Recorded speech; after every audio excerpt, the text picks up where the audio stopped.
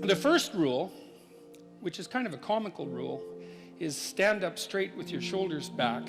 You want to present yourself to the world in a manner that doesn't disgrace you in some sense. That might be a good way to think about it. And you don't want to disgrace yourself, because the consequence of disgrace is emotional dysregulation. More pain, less positive emotion. And so the best way to present yourself is to stand up forthrightly and to stretch out, and to occupy some space, and to you make yourself sort of vulnerable by doing that, because you open up the front of your body, right? But it's a sign of confidence, and that way people are most likely to give you the benefit of the doubt. And that's a good way to start regulating your mood. But not only does it directly regulate your mood to stand up, because it's so tightly associated, like postural flexion is associated with serotonin and emotional regulation, but also because if you straighten up and you present yourself in that manner, then other people are more likely to take you seriously. And that's another way that you can at least give yourself the bloody benefit of the doubt, right? And confront the world in a courageous manner. And that's a really good way of figuring out how to establish yourself in multiple competence hierarchies, because one of the general rules of thumb about how to be successful is to confront things that frighten you forthrightly and with courage. And that's kind of a universal strategy for success. Rule number 2 is treat yourself like you're someone that you care about. You should figure out how you would like to be treated, like you were taking care of yourself, not how you would like people to respond to you. It's more important than that. It's like, imagine you had a child that you really cared for, and someone said, well, people will treat this child exactly like you want them to, but you have to figure out what that is. And so then you'd have to sit down for like a month and you'd think, okay, well, how do you want your child to be treated? You don't want everyone just to be nice to him, you want people to challenge him, and you want people to discipline him, and you want people to tell him when he's wrong. It's like, you don't just want everyone to be nice. That's pathetic. It's pathetic. There's no challenge in that. And so, well, you want to treat other people like you would like to be treated. Well, then you have to figure out, how would you like to be treated? And while you'd like people to fawn all over you and just lay everything at your feet, it's like, no, that's not something you'd wish for someone that you were taking care of. And then there's an additional problem, which is it's often the case that people will treat other people better than they treat themselves. That happens extremely frequently. So one of the things I pointed out in chapter 2 was that if you have a dog and you take him to a vet and the vet gives you the prescription medicine, you'll go buy the medicine and you will give it to the dog and you will do it properly. But if you go yourself to a doctor and you get a prescription, there's a 30% chance you won't even pick up the medication. And if you do, there's a 50% chance that you won't administer it to yourself properly. And so I really thought about that. When I first came across that statistic, it was another one of those little facts. I thought, what the hell's up with that? It's like, you'll do it for your dog, so obviously you'll do it for something you care about, and you're conscientious enough so you'll actually do it. So like, why wouldn't you do it for you? Your dog likes you, even your dog would rather that you did, but you don't. And it's actually one of the reasons that modern medicine doesn't work nearly as well as it could, because people just don't take their medication. And it's not only because they don't take care of themselves. There's some skepticism about doctors, but you could be just as skeptical about the vet. In Rule 2, it's a bit of a meditation on why people don't like themselves very much. And I think there's 2 reasons, really. And one is that we're fragile and damageable and imperfect in multiple dimensions all the time. And that often just gets worse.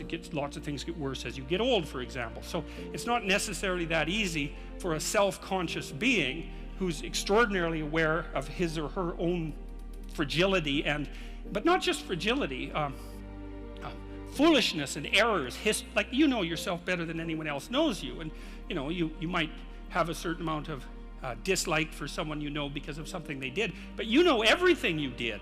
Jesus, that's a drag, man. You have to carry that along behind. It's like, really, I did that, And then, so there's that. It's like you're weak and kind of useless and prone to temptation, and all those things you know, that just shouldn't be that way. And then you're also capable of pretty vicious acts of malevolence, and so you also know that about yourself. And so it's a real existential question for people. It's like, why the hell should you take care of something as sorry and wretched as you are? And that's really what the chapter is about. It's because the answer in the chapter is, yeah, you know, you're, first of all, yes, you're pretty useless and terrible, but so is everyone else, and that's actually an existential problem, right? And what I mean by that, it's a problem that every human being has always had and always will. So it's not just you, it's a universal problem. And that there's an answer to that, and one of them is to, what is it to say? Love the sinner but hate the sin. It's something like that, is that despite the fact that you're not all that you could be, the proper attitude to have towards yourself is the attitude that you would have towards someone that you genuinely cared for. And that it's incumbent on you to act as if you genuinely care for yourself, just like you would act towards someone that you actually cared about, some other person. And so it's a reversal in some sense of the golden rule, right? And it's a discussion of why that's necessary. And also, more than that, it's a discussion of why you have a moral obligation to do that. It's not just that you should because it would be better for you. You actually have a moral obligation to do that, I think, because you make the world a much better place, a much worse place, if you don't take care of yourself. So you should bloody well take care of yourself, you know, because, well, that's what the chapter's about. It's partly because you have something valuable to bring into the world. That's the thing about being an individual. It's the thing that Western civilization has always recognized, that as an individual, you have a light that you have to bring into the world, and that if you don't bring it into the world is a dimmer place, and that's a bad thing, because when the world is a dim place, it can get very, very, very dark. And so it's necessary, not just so that you feel better, not just so that you're a #1 lobster, none of those things. You need to take care of yourself because you're in the best position to do that. And it's necessary for you to take care of yourself. Despite the fact that we're mortal and vulnerable and self-conscious and capable, not only capable of doing terrible things, but actually do them. Despite all that, you still have that responsibility. And so I wanted to, you know, hit the question as hard as I can to try to figure out, well, why people are contemptuous of themselves. And there's plenty of reason, that's for sure. But the reasons do not justify the mistreatment of yourself. It's as simple as that. It's not a good strategy. And the next rule is make friends with people who want the best for you. And that's a meditation on my own childhood and adolescence to some degree. I had friends who wanted the best for me and friends who didn't. And, you know, they were friends who, some of them were aiming up and some of them were aiming down. And if you have a friend that's aiming down and you do something that's aiming up, then they're generally not that happy about it, you know. They try to top your accomplishment with one of their own, hypothetical or real, or put down what you're doing, or offer you a cigarette if you're trying to quit and you've kind of done that successfully, or a drink if you've been drinking too much and are trying to stop being an alcoholic, you know. Or yeah, they're cynical and bitter and devoted towards no good. And sometimes that's family members too, and sometimes it's even part of you, you know.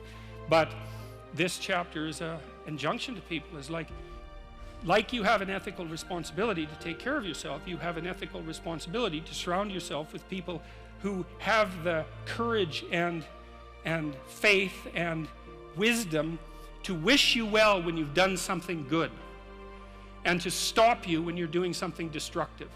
And if your friends aren't like that, then they're not your friends.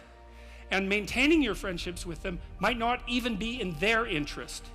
Number 4 is compare yourself to who you were yesterday, not to who someone else is today.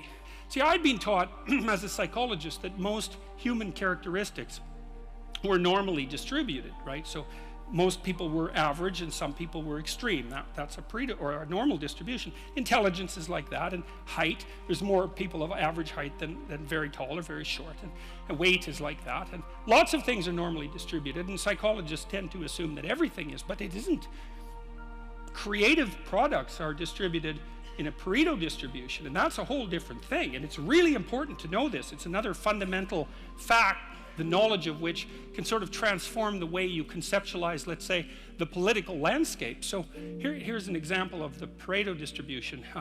You know, there's a rule of thumb that if you run a company, that 20% of your employees do 80% of the work, or that 20% of your customers are responsible for 80% of your sales, or that 20% of them are responsible for 80% of the customer service calls.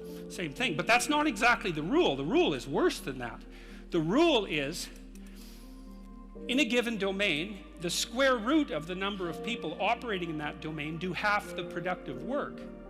So you think, well, you have 10 employees, 3 of them do half the work. It's like, yeah, okay. What if you have 100 employees? Then 10 of them do half the work.